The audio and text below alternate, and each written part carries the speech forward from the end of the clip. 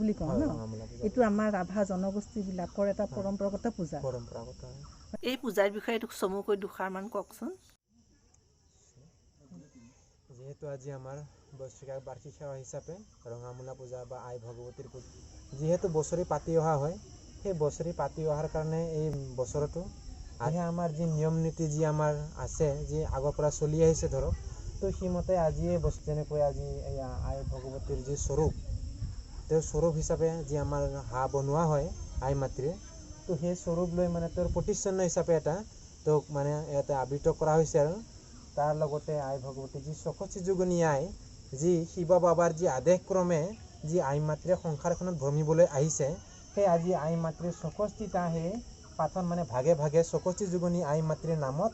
আজি ৬৬টা পাতত ভাগে ভাগে তেওঁলোকক প্ৰসাদ অৰ্পণ কৰা হৈছে তাৰ লগতে এইপিনে আমাৰ সমস্ত গাঁৱৰ যি আই মাতৃ যুৱক যুৱতী আহিছে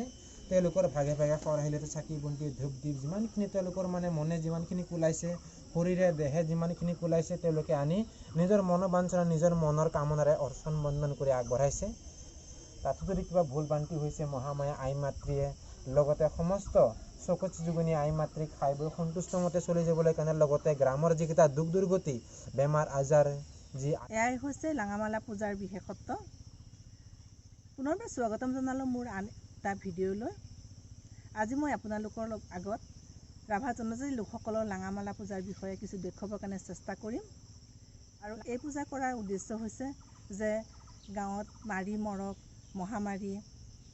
তাৰপিছত অকাল মৃত্যু এনেধৰণৰ কিছুমান ব্যাধি দূৰ কৰিবৰ কাৰণে আই ভগৱতীৰ ওচৰত পূজা অৰ্চনা কৰে গতিকে আজি মই আপোনালোকক এই লাঙামালা পূজাৰ সবিশেষ প্ৰথমৰ পৰা শেষলৈকে দেখুৱাম চাই থাকিব ভিডিঅ'টো স্কিপ নকৰাকৈ ব'লক এতিয়া আমি ভিডিঅ'টোৰ মাজলৈ যাওঁ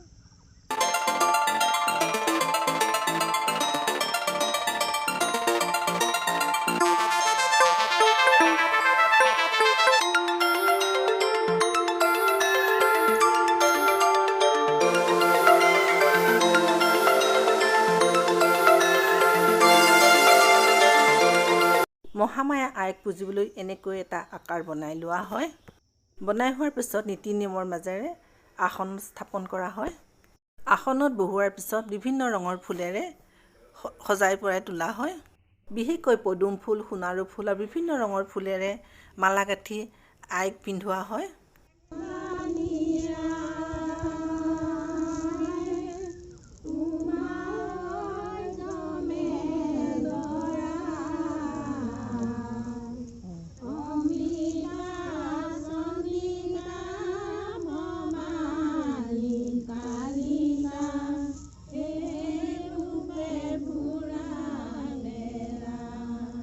প্ৰথমতে আই ভগৱতী নামত দুখন শৰাই আগবঢ়াই লোৱা হয়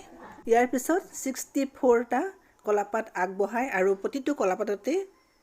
প্ৰসাদ আগবঢ়োৱা হয় বুট মগুৰ লগতে বতৰৰ ফল মূল দিয়া হয় আৰু ক্ষীৰ বহুত নীতি নিয়মেৰে বনোৱা হয় গাঁৱৰ প্ৰতিঘৰ মানুহে এখন নাও বনাই নাৱত বুট মগু ফল মূলৰ লগতে এয়া পানী পিঠা বনাই লৈ আহে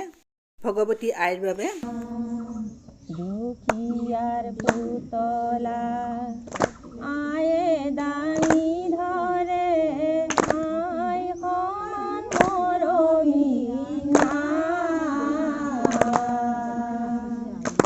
আই নন্দীয়া চৰাই হালধীয়া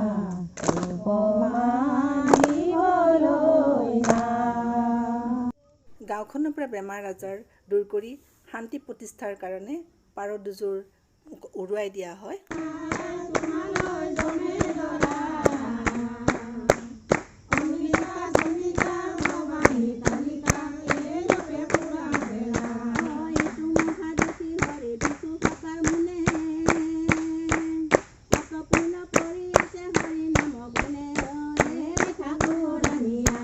আগবঢ়াই দিয়া সকলোবিলাক প্ৰসাদ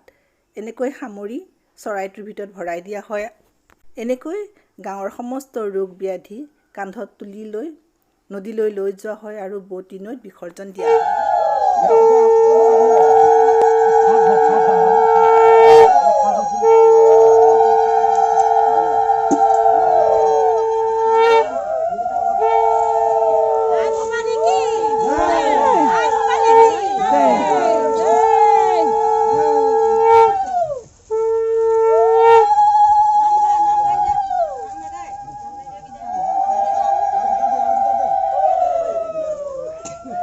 এই পূজা নামঘৰৰ বাহিৰত গছৰ তলত কৰা হয়।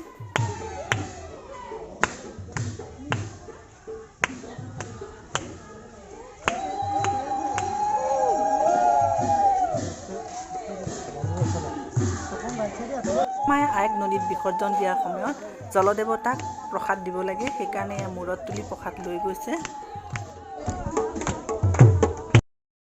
আপোনালোকে এই পূজা চাই কেনে পালে কমেণ্ট কৰি জনাব। ভাল লাগিলে লাইক কৰিব, শ্বেয়াৰ কৰিব। আকৌ লগ পাম আন এটা ভিডিঅ'ত। আজিলৈ এৰিছোঁ। Bye bye. Thank U.